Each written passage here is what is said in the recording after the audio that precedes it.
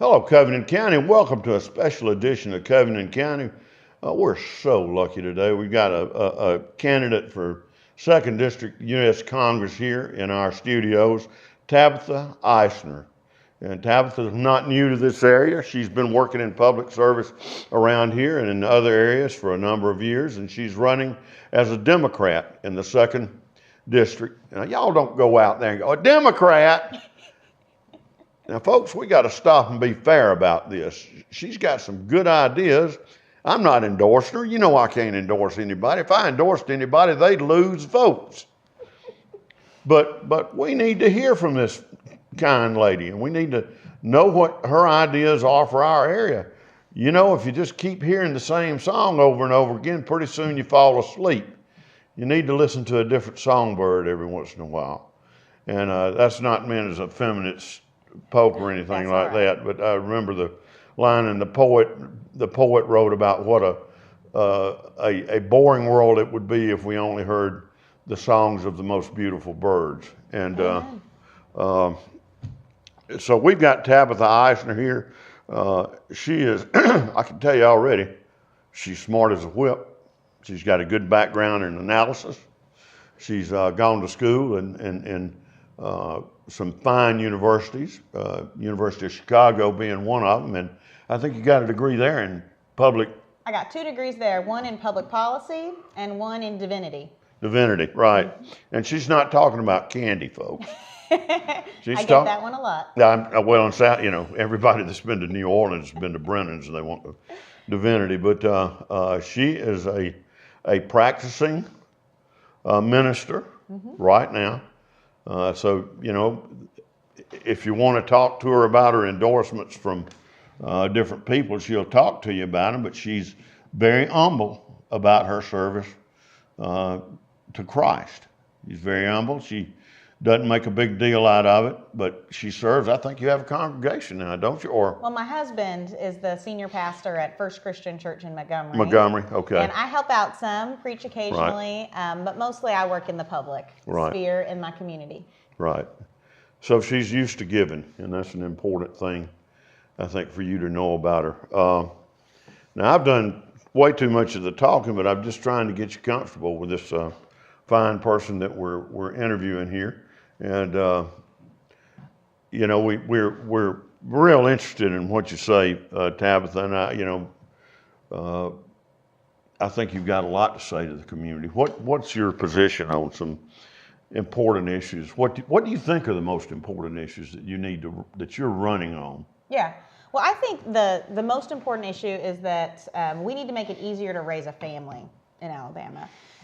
You know, right now there are a lot of things that make it hard for parents, and the quality of our K-12 education is definitely on that list. The cost of childcare is really high and makes it difficult for families to continue to work and also make sure their kids are well cared for. And you know, we have a questionable commitment to the things that we've promised people. We've promised people that we're going to take care of the elderly. We promised people that we're going to take care of our veterans. We've promised people that we're going to take care of the disabled. And we don't always keep those promises. And I think it's really... Yes. Jared, can you imagine? Call me and I need CPR. I've been lied to by a politician somewhere in my life. Mm-hmm. Now, Jared knows about this because Jared's got 2 kids under the age of 3 or 4. And we have to adjust our schedule right now for when his wife has to go to work and he has to bring the kids and all that. We're very well aware of what an opportunity, let's say, that good child care is for the state of Alabama, and maybe what dearth of it there is. Absolutely. Well, so in Alabama has a great pre-K program. As I'm sure you know, we've been slowly over time expanding that pre-K program, but it still only reaches about 20% of the kids who are eligible for it. So it's going to need more funding. But there's also a federal program that funds helping parents, particularly low-income parents, to get into high-quality childcare. And it's important that we do that. Now, I think it's important to do that because our kids are our future. They're adorable. I love them, and I want them to have the very best things. But even if you don't feel that way. You know, those investments that we make are so important and such an incredible return on investment. For every dollar that we spend getting a child into a high quality child care program, we as taxpayers get $7 to $17 back on that return on investment.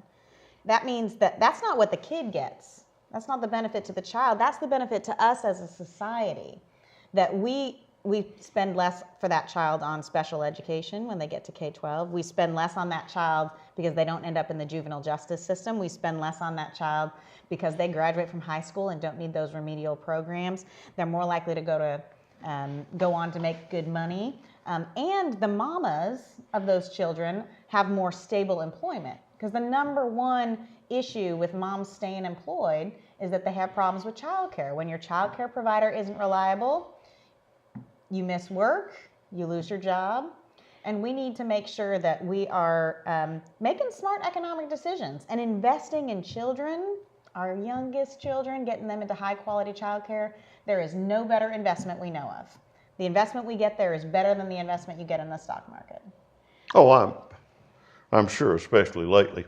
But you know, I've had a little experience as an observer to this, and I can tell you, I worked at an after-school program for a while, and we had a lot of moms that left their children there with us, and they were able to go off to the different trade schools and become, you know, registered nurses and things like that. I'm sorry, that almost got that flag. might have been a Republican plant.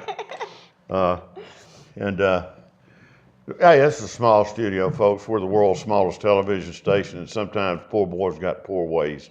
I don't know how that fly got in here, but he's going to leave here dead.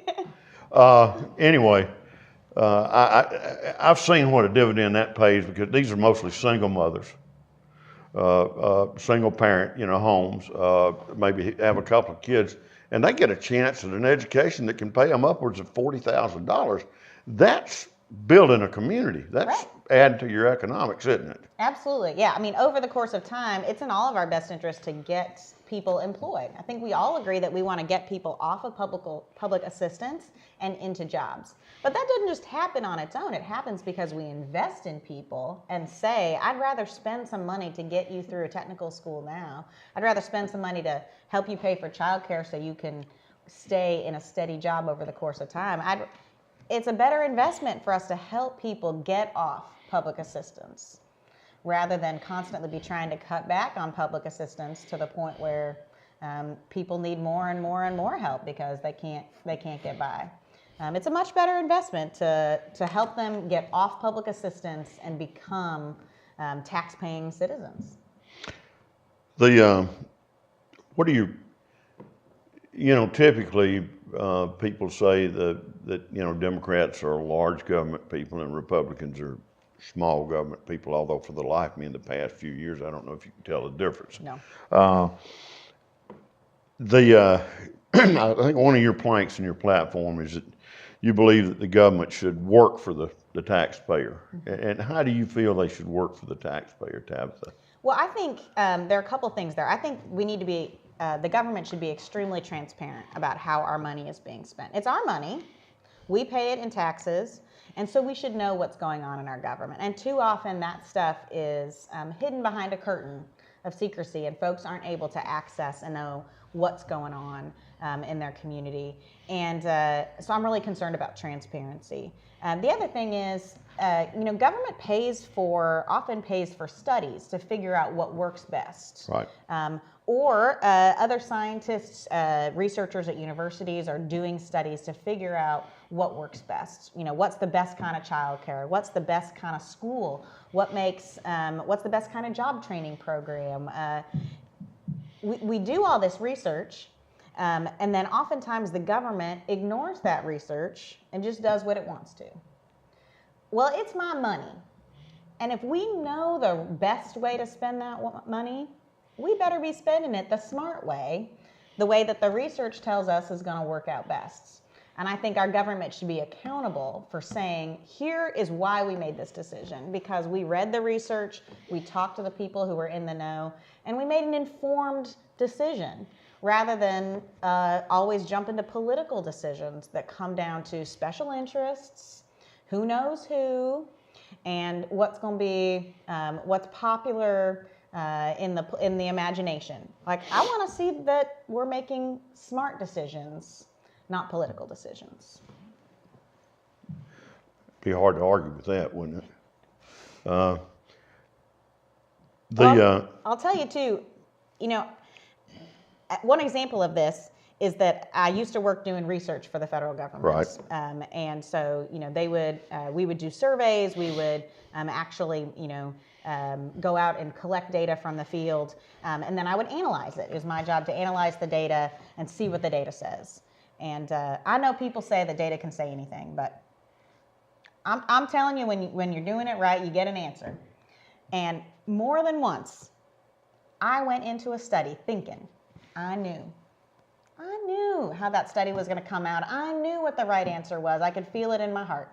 And then you crunch the numbers and you see, no. Not so much. Not so much. That thing that you thought for sure would work to help people, it doesn't really help. That thing that you thought for sure wasn't worth anything, it turns out it makes a big difference in people's lives. I had to change my mind on a regular basis. Well, that's because you had an open mind. Yeah, we should have more politicians who are willing to say, turns out I was wrong about that. Pride goeth before the fall. Yes. What can you give us an example? Get that thing off, me, please. Can you give us an example of something that you've seen where you thought your gut said to do something, and the analysis says, well, your good hearts and mellow feelings are just not going to be right. I tell you what, let's do that after this break, folks. Tonight we've got a little something special going on. It's we've actually got an audience in the world's smallest television studio, and we're glad to have them here. But we're particularly happy to have a congressional candidate for the United States House, 2nd District here in Alabama, Tabitha Isner, and she's sharing some of her ideas with us, and we're so thankful to have you here. She's, let me tell you something, she's sharp as a Barlow pocket knife, and you need to listen to her ideas. Like I say, I'm not endorsing anybody one way or the other, but you need to listen to a different song every once in a while. You get tired of the classics. I mean, only Louie can only last so long. Now, this is probably a little bit of and I don't want to surprise you or anything. I think this plays into what you're talking about, because one of your planks is to create jobs for this area. And I preface this with we're down here in South Alabama, and the counties that you represent are Montgomery, Covington. You ready for them? Yeah, give me. Yeah. Autauga, Elmore, part of Montgomery, but not all of Not it, right. Thanks to gerrymandering. And then we've got Pike, Barber, Bullock, Conecuh, Crenshaw, Covington, Geneva, Dale, Henry, Dale, and Houston. That's it. Yeah. So it's a big, long number. Yeah. It's about 10,000 square miles. Right. Big district. We're glad that you took time to come to our part of the district. I have put a lot of miles on my car. I bet you have. You'll need a new one. One of the things that I've observed, not because I'm smart, just because I can read a map, is that if you look at the state of Alabama, if you look across the northern tier of the state where they've got the great Tennessee River and all the industrial development that's gone wrong with the Marshall Space Center and now they've got Nissan and Remington and all these other people up there, because they've got great communications, they've got high-speed internet, they've got water transport, they've got rail, they've got interstates, they got everything we ain't got. You come down the west side of the state, you've got the great Tom Bigby development. Water all the way from the Tennessee, from Ohio, you can go all the way down to the Mobile Bay. And when you get down to that Tom Bigby River and you get around Jackson and areas like that, you see chemical plants, international chemical plants. And you come a little further down and you see people that are building airplanes And they're building ships that go all over the world and defend the United States. And that's great. And then you come to District 2. We got Fort Rucker. And depending on the way you look at it, we got Maxwell Air Force Base. And we got a lot of poor folks out there trying to scratch a living out of the soil, trying to make a living cutting pine trees, making a living selling insurance to each other, that kind of stuff. We don't have much industrialization, but what we do have is we have very few 4 lanes, rivers that aren't big enough to even open a paper mill on, and education in some cases that's really, really good. We've got a good community college system.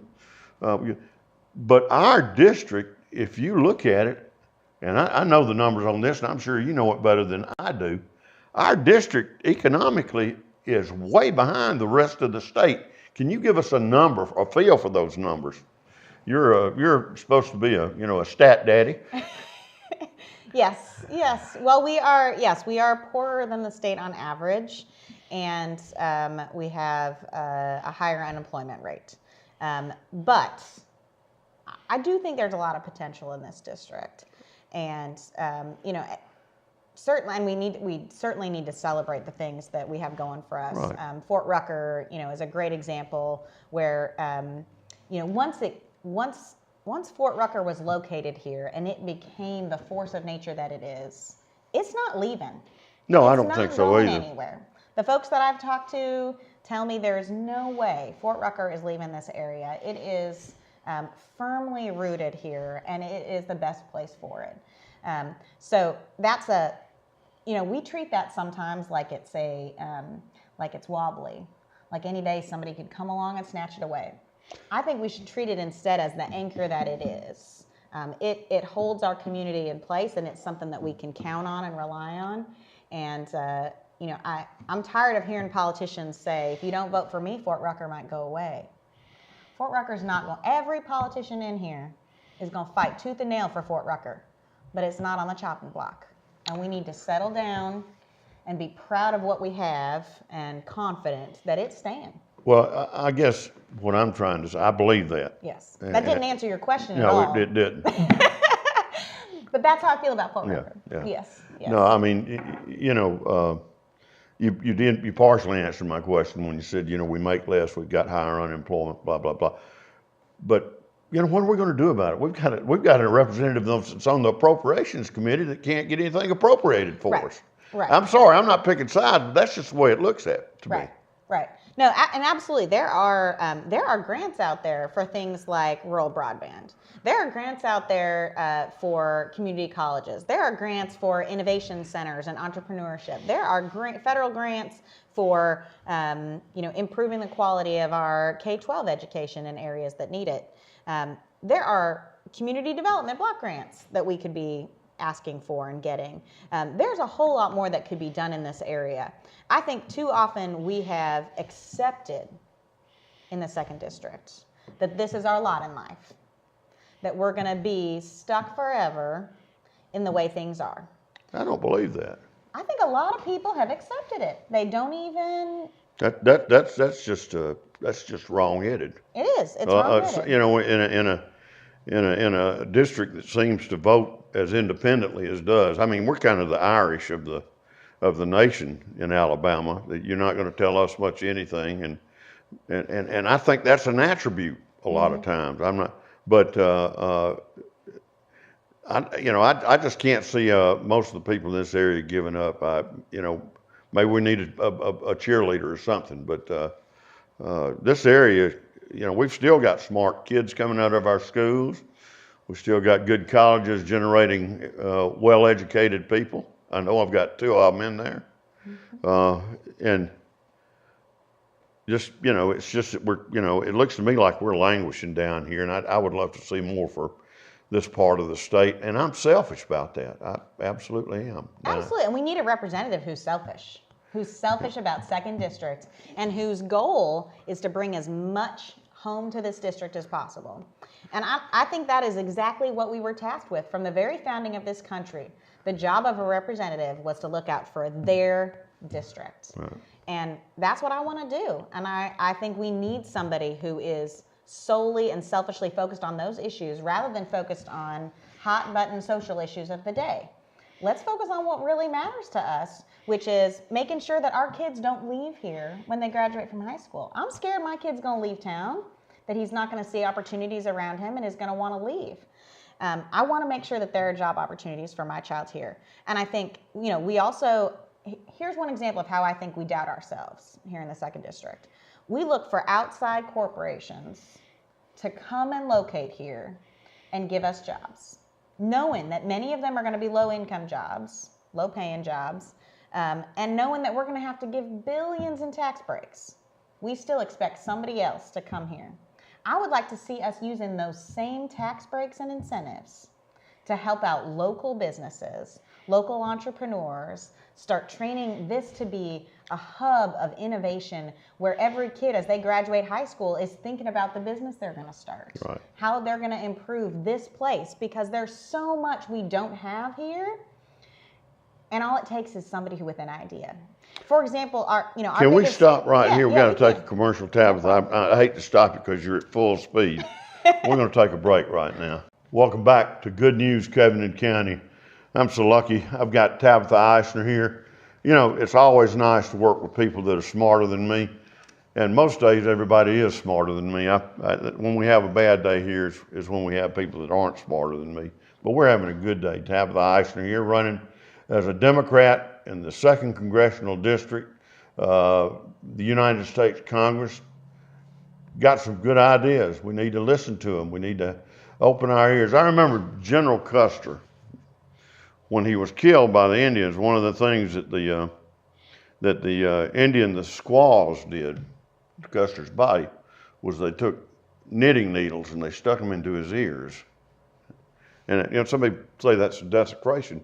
But what the squaws were trying to tell him was that he should open his ears and listen to what the people on the ground were saying. And I think maybe we've kind of reached a place in American politics on both sides, red and blue, where they're all like General Custer. They just want to go in there into the valley and have a big shoot 'em up and do what they want to, and nobody's listening. And one day, it's going to get us hurt. Yeah. Anyway, please, even if you're a Republican, a diehard Republican, take the time and listen to Tabitha Isner. As I say, this is not an endorsement. I can't endorse anybody. I mean, she's a nice person, but I tell you what, so are some of the other people. And I've interviewed everybody that's running for this office, except one lady from Montgomery, and I just hadn't been able to get up with her. I believe she's from Montgomery or Selma. She's running as a Democrat. We just have not been able. But we've tried to be fair in this. And we want to be fair with Tabitha too. And I know there's some things that are close to her. One thing I know that is close to her because she lives this. She's a foster parent, and I think foster parenting is one of the important things that we need to look at in our state, because we've got so many children that are being left behind by, like, what do you want to call it, the system or humanity or lack of humanity. Can you talk to us about that for a minute? Yeah, absolutely. So my husband and I became foster parents in 2014 because we figured we eventually wanted to adopt children, and we thought we would eventually adopt a sibling group, but we'd never parented before, and so we wanted to get a little parenting experience first so we wouldn't be such newbies, and so we signed up to do foster care and learn a little bit that way. And the very first child that was placed in our home is a little boy, he was 5 at the time, named Tamari. And 4 years later, he is our son, and he's been adopted, and we're very happy and lucky to have him in our lives. People talk a lot about family values. They talk about Christian family values and what that means to really care about children, especially young children. And I just want to say, if we want to walk the walk, we can't just talk the talk. We're going to walk the walk. It means that we need to step up and take care of every child in the community as if they're our own. We need to think about every child in the community, even as they're living with their parents, as if they're our own. Any child out there in the community could end up in foster care and in a foster parent's home. So every child I saw, I told myself, they could end up in my home, and so I want to make sure that they're already getting the very best of things. My son did not have the very best of things in his early years, and we have enjoyed taking care of him since then. You know, it's funny, you started out by talking about how people separate into these teams and they don't even listen to each other. And I think foster care has taught me so much about that. You know, when a child first comes into your home, they're angry. Yeah. They don't want to be there. They're having a hard time dealing with the reality of all that they're being put through at that moment. And they're going to say things to you like, I hate you. Yeah. I don't want you to be my mom. I've seen this. I don't want you to take care of me. And you have to love them anyway. Love them all the way through. All that anger and that rage and that disappointment and that distrust, you got to love them through it. And knowing that, they need to see that you care enough about them that you'll tolerate a little bit of anger, a little bit of rage, yeah, and that you'll still be there when the tantrum is done. And that has taught me so much about how to be in politics, because there are people who say to me, you're a Democrat, I can't possibly speak to you. You're a Democrat, so I hate you. You're too different from me. You can't possibly know what I care about. You can't possibly share my values. And my perspective is, I'm going to love you anyway.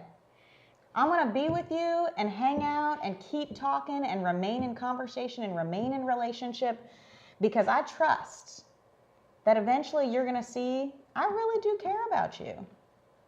And eventually you're going to be willing to talk to me and listen to me too, and accept that I see you as my neighbor, as my beloved neighbor in Christ. Well, I don't think there's anything wrong with seeing someone as your beloved neighbor in Christ if you're a Republican and they're a Democrat. I don't know at what time in our national history the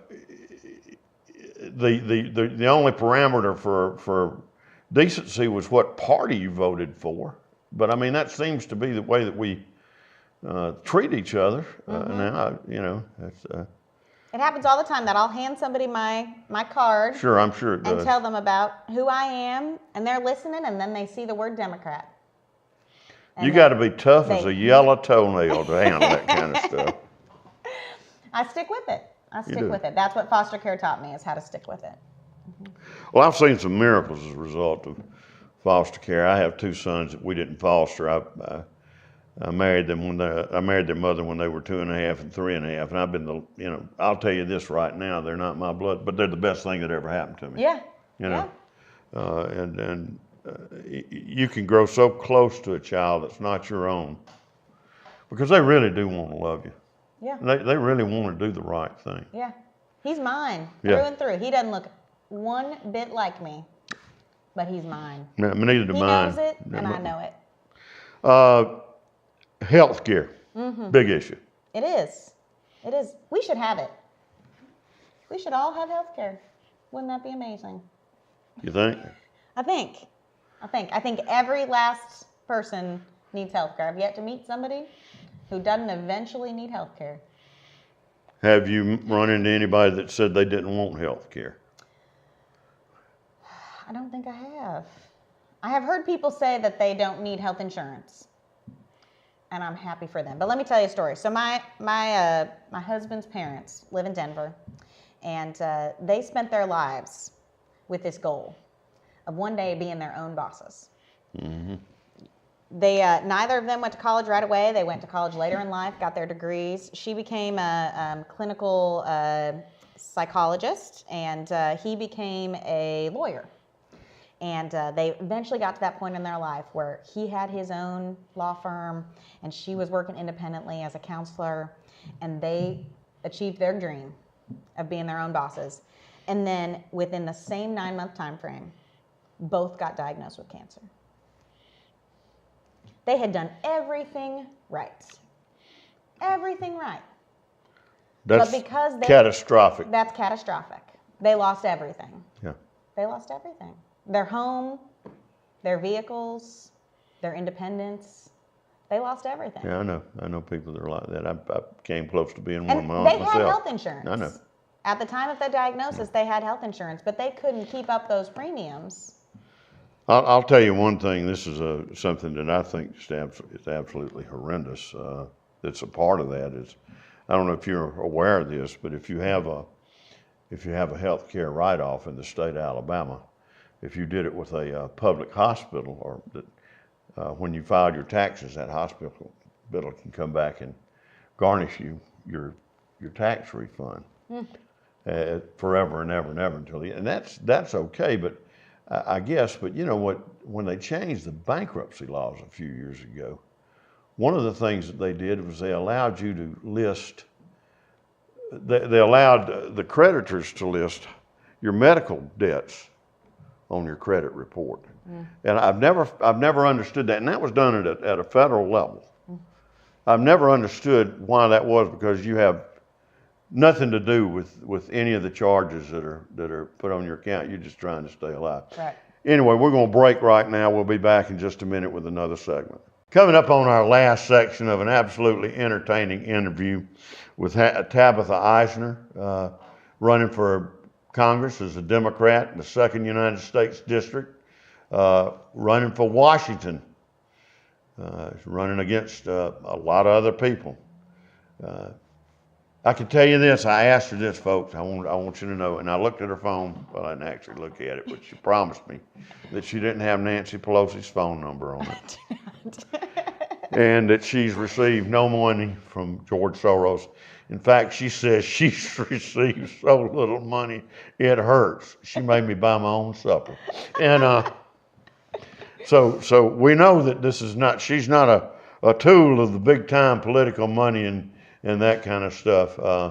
She's just one of us.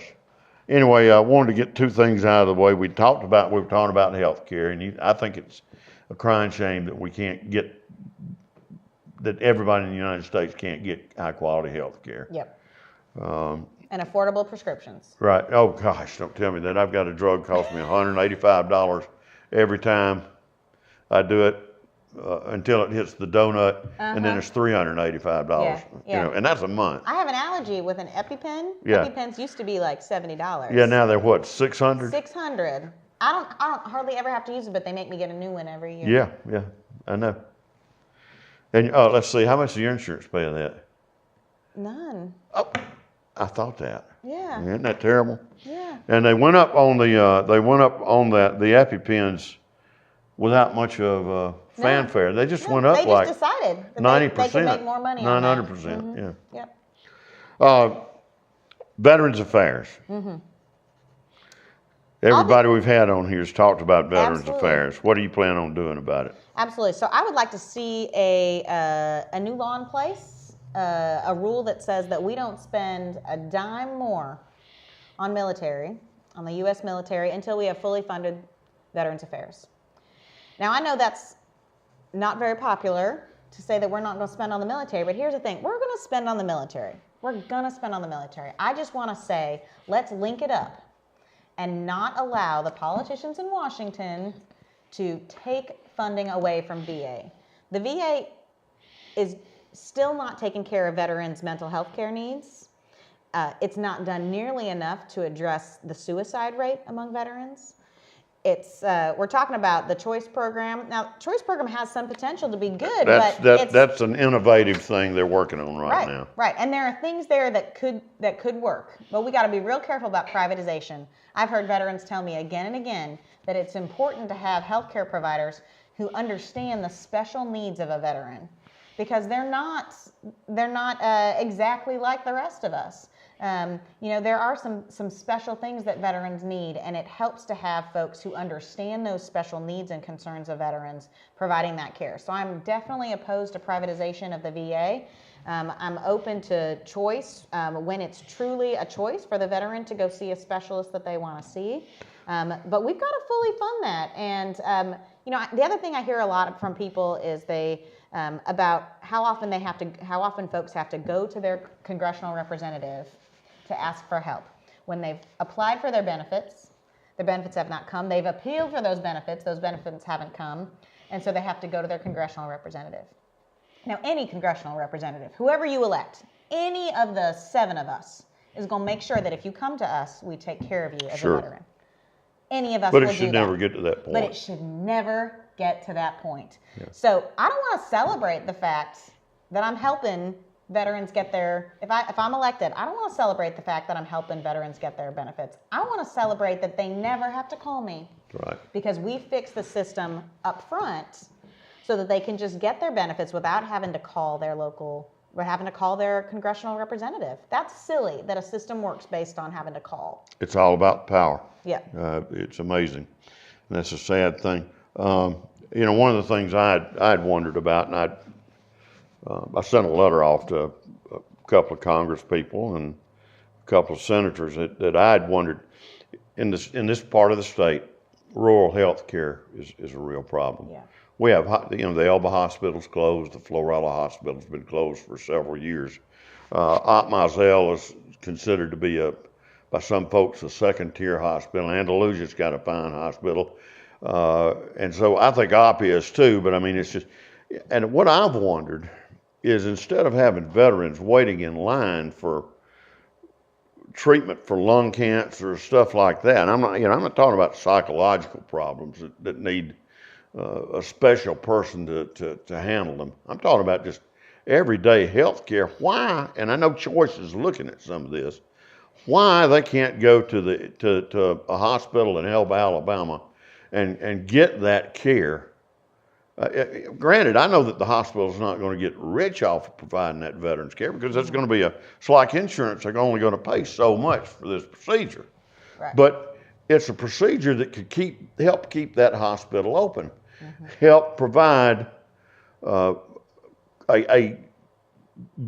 good quality of health care in a community without having to drive 36 miles to see Aunt Josie, who's laid up with, something, or Uncle Fred, who has got diabetes because he was exposed to Agent Orange. And those are real cases there. Yeah. I don't know why I know you're dealing with the Department of Health and Education and Welfare, and then you've got the VA, and I know sometimes it's like 2 bull goats running into each other, but it seemed like that would be a way to help an awful lot of people and take some of the burden off these big. When I lived in Phoenix, I'd drive by that big VA hospital every day on the way into work. I live real close to the one in Montgomery.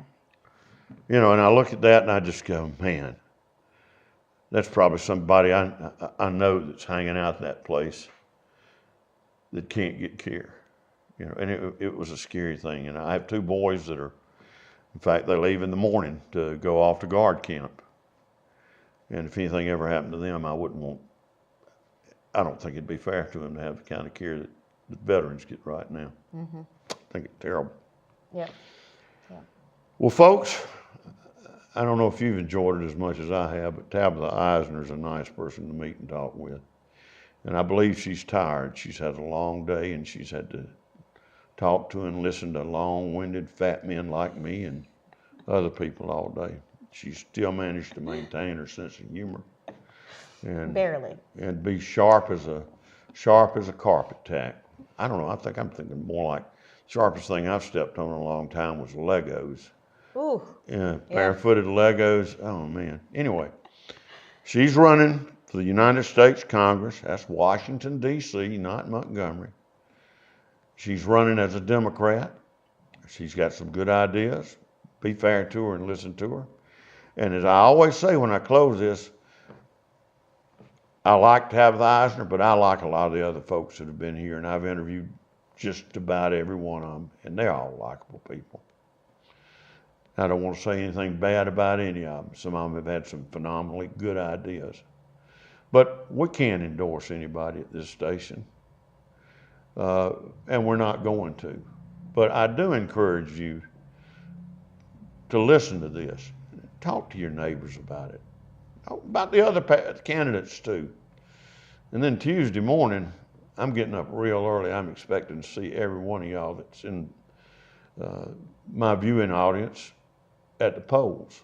I don't think they'll let us carry a camera in there, but we may be stationed outside to get kind of a count on how things are going, to let you know. Every election is important. This is a very important election. And Locally, can I add one little thing? sure. Every election matters, absolutely. We're going to have better public policy. We're going to have better laws when we have very different people coming together to talk about it, argue about it, work it out, and find a really good solution. And one of the things that I think has not served Alabama's second very well is having just one party at the table. We need to have both parties at the table in order to find the very best answer. I don't want to be at a table of all Democrats. I want to be at a table with people who have a variety of opinions, because I think that's when we find the most creative, sustainable, workable solutions. So I hope people vote. That's Tabitha Isner, somebody that thinks for themselves. We'll see you in the morning. Thanks.